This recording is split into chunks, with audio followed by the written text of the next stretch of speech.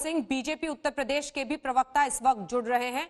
मेरा सवाल आपसे चंद्रमोहन जी ये है कि विकास दुबे वहां पर जब पकड़ा गया वो अपना नाम चिल्ला रहा था, मां कह रही है कि महाकाल दर्शन के लिए जाता था। यूपी पुलिस को भनक तक नहीं लगी, फरीदाबाद गया, वहां से फिर उज्जैन गया और अब जाकर वहां पर गिरफ्तार हुआ है। क्या कहिएगा? देखिए अंजना जी, उत्तर प्रदेश पुलिस का ये दबाव भी था, चौतरफा दबाव था। उत्तर प्रदेश पुलिस ने अब तक उसके गैंग के 5 लोगों को मार गिराया है, ढेर किया है। आज सुबह भी आपने दिखाया कि आज 2 लोगों को पुलिस ने मुठभेड़ में मार गिराया है। तो लगातार उत्तर प्रदेश पुलिस के द्वारा जो दबाव कायम किया जा रहा था, दबाव क्रिएट किया जा रहा था, उस दबाव का ये परिणाम है कि आज वो इस समय पुलिस की गिरफ्त में है।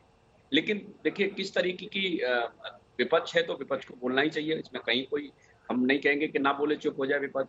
विपक्ष ही कह रहा था कि वो हर हालत में जिंदा गिरफ्तार होना चाहिए।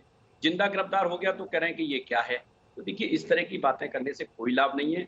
एकदम स्पष्ट है कि वो समाजवादी विकास दुबे है। उसकी माँ का भी बयान आपने अभी सुनाया। माँ ने कहा है कि हाँ मेरा बेटा सपा में है, तो माँ कह रही है सपा में है, समाजवादी पार्टी के लोग कह रहे हैं सपा में है। अनुराग जी कह रहे हैं हमारे साथ है, अनुराग जी कह रहे हैं चंद्रमोहन जी की आपकी साजिश है।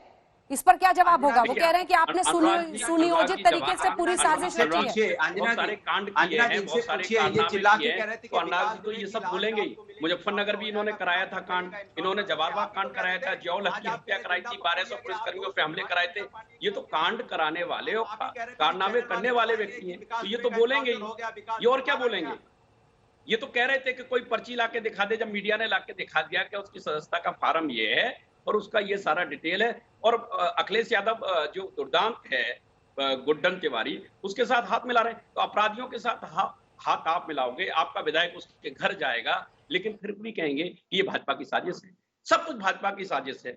अखिलेश जी का कुछ नहीं है। अखिलेश जी केवल मासूम है, वो केवल मजाक उड़ा सकते हैं, उपहास उड़ा सकते हैं, इसके अलावा कुछ नहीं। उनकी मासूमियत है अखिलेश जी की, फिर भी कहेंगे सब भाजपा का है। और अनुराग भदौरिया चीखेंगे, अभी चिल्लाएंगे, पूरी तरीके से करेंगे ये।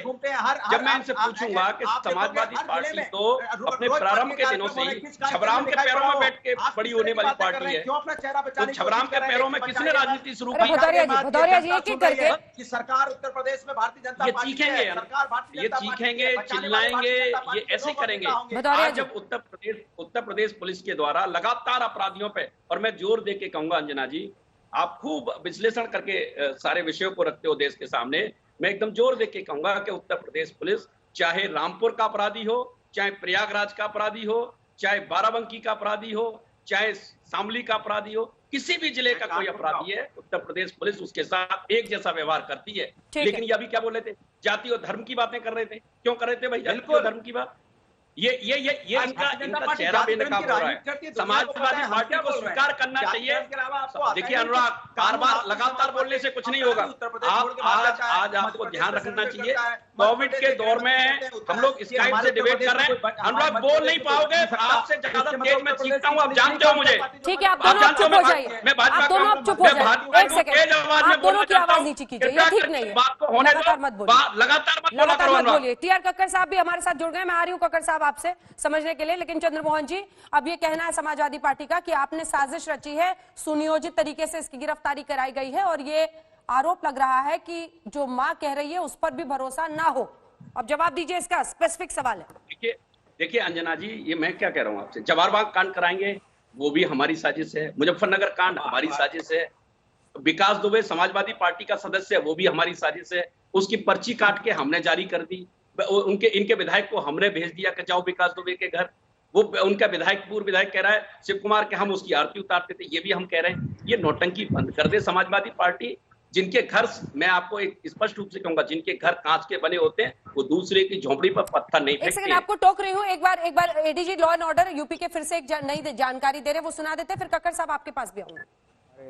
विवेचक है, उनका विवेक है, और हम जल्द से जल्द चाहेंगे, चूंकि ये मुख्य अभियुक्त है, और इनसे हम पूछताछ करें और हमारे अग्रिम कार्रवाई, आगे की कार्रवाई है इसको अमल में लाएं। क्या आपको ऐसा लगता है यूपी पुलिस इस केस से कहीं कोई चूक हो गई, वो अपने पकड़ में आना चाहिए था? बहुत सारी कार्रवाइयाँ भी हुई हैं इस केस में, और अभी तात्कालिक रूप से ये बताना उचित नहीं होगा, और क्योंकि तमाम गाड़ियां चल रही हैं, चीज़ें मूव कर रही हैं। सभी गाड़ियों को रोकना, चेक करना ये कहाँ तक संभव है, लेकिन जब चीज़ें प्राप्त होंगी कि क्या रास्ता था, कौन सा रूट था, क्या वाहन था, ये सब चीज़ें जब मिलेंगी तब चीज़ें और साफ होंगी। सर अभी किसी मददगार की जानकारी नहीं है? अभी तक किसी नहीं है। हमारी टीम जाएगी और हम उनको रिमांड पे लेंगे, फिर आगे की कार्रवाई करेंगे। सर एक चर्चा चल रही है कि मतलब विशेष चार्टर प्लेन से यूपी पुलिस की टीम जा रही है। ये चीज़ें जिसका कोई सिर पैर नहीं, इसके बारे में बोलना उचित नहीं है और हम जो भी न्यायिक प्रक्रिया है उसके तहत कार्रवाई करेंगे।